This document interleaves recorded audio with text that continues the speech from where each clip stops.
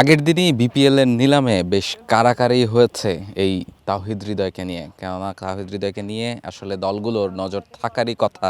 যে ধরনের পারফরমেন্স তিনি এই সিরিজের প্রথম ম্যাচে করেছেন, কিংবা পুরো বছর জুড়ে যেভাবে তিনি টি-20 ফরম্যাটে রান করেছেন, কিংবা যে ধরনের ব্যাটিং অ্যাপ্রোচ তার রয়েছে টি-20 ক্রিকেটে, ফলে বিপিএলের ফ্র্যাঞ্চাইজিগুলো তাকে দলে ফেরাতে চাইবে, সেটাই খুব স্বাভাবিক। এবং শেষ পর্যন্ত রংপুর রাইডার্স এই তাওহিদ হৃদয়কে নিজেদের দলে ফেরাতে পেরেছে প্রায় কোটি খানেক টাকা খরচ করে। তাদেরকে তাওহিদ হৃদয়কে দলে নিতে হয়েছে।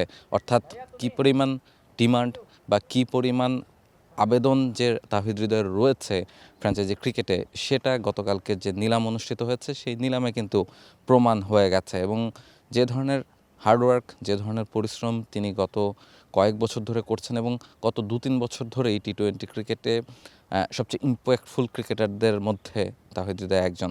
যদিও মাঝে মাঝে ফর্ম অফ ফর্ম সেগুলো রয়েছে, তবে তারপরও তার যে টি-20 ক্রিকেটের যে ইম্প্যাক্ট, তার যে ধরনের ব্যাটিং স্ট্রেংথ, সেটা কিন্তু তাকে নিলামে তার দাম বাড়াতে সহায়তা করেছে। এবং সেটাই হয়েছে, প্রতিটা দলই আসলে তাকে নেয়ার চেষ্টা করেছে বা নিতে চেয়েছে।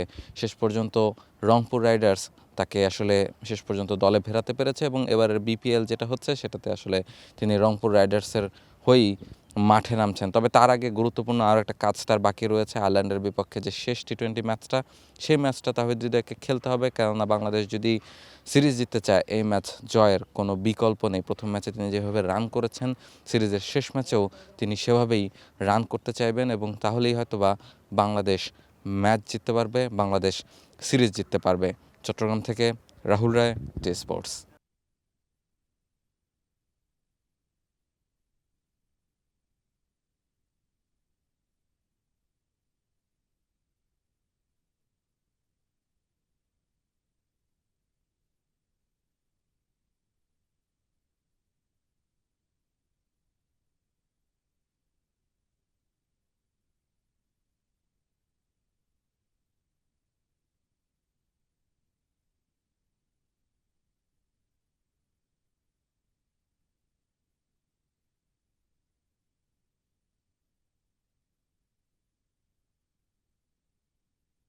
For more updates, subscribe to our YouTube channel and click on the bell icon. Follow us on Facebook and Instagram. Download T Sports app to enjoy exciting games and highlights. Visit tsports.com.